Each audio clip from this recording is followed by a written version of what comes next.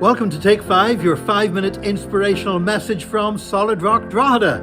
And today is number 7 in our series of Take 5 for Christmas, going through the Christmas carols.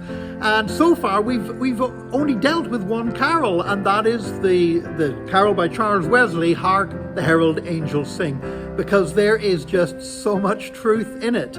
And well, today we are going to conclude with that carol, and we'll move on to a different carol tomorrow. But the final verse of the carol, verse 3, says, "Hail the heaven-born Prince of Peace, hail the Son of Righteousness. Light and life to all he brings, risen with healing in his wings. Mild he lays his glory by, born that man no more may die.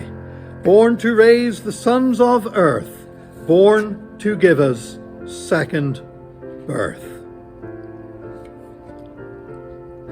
Mild he lays his glory by.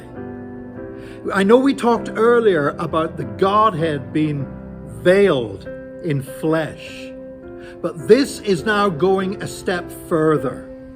This is going beyond Jesus' incarnation in Philippians that we talked about. You know, that he laid aside, if you like, as Charles Wesley said in another song, emptied himself of all but love. But it's actually going beyond that to the final part of the passage in Philippians, which says that having made himself in the form of a servant, he was obedient even unto death on the cross. Because for Jesus to die on the cross, he could not hang on that cross resplendent in glory, because the cross was not a thing of glory. The cross was an instrument of shame. Another old hymn, not written by Charles Wesley this time, but rather by George Bernard, says that the cross, the old rugged cross, is the emblem of suffering and shame. And for Jesus to die on that cross, he had to take our sin upon him. And that included the shame of that sin. 2 Corinthians chapter 5 verse 21, you know, we like to quote the verses that come just before it. If any man is in Christ, he is a new creation. The old is gone, the new has come. But verse 21 says, "God made him who had no sin to be sin for us, so that in him we might become the righteousness of God."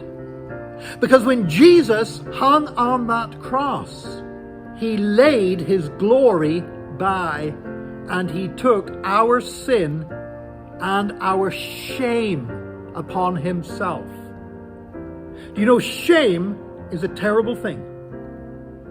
Do you know what it feels like? And I'm sure any of us with any capacity for self-reflection who's not a psychopath does know. Do you know what it feels like to be deeply ashamed of something you've done? The shame that you committed that act is far greater than the fear of whatever punishment might come your way because of it. Because you know that that was a shameful thing to do.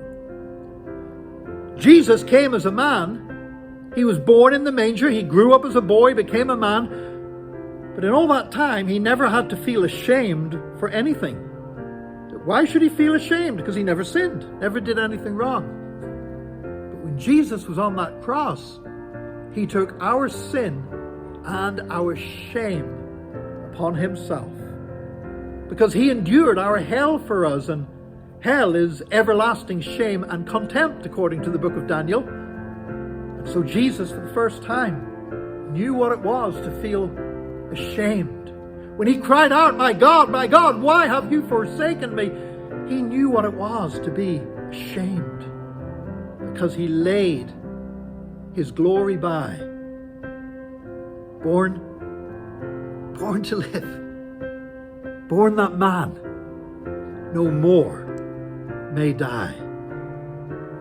Then, thank God, it says, born to raise the sons of earth. Resurrection, the great hope of the church. Born that we might be born again. born to give us second birth. You know, sometimes I've heard people speak disparagingly about born-again Christians. And yet millions and millions of people stand up at Christmas and sing along to a carol that says that he came to give us second birth. The carol declares that Jesus laid aside his glory to put on our shame, that he did this so that even at the end, faced with the final enemy of death, we would be raised from the dead in a general resurrection from the dead, and that we would be born again by faith in him. What an amazing carol. Join us again tomorrow for another Take 5, your 5-minute inspirational message from Solid Rock Drogheda.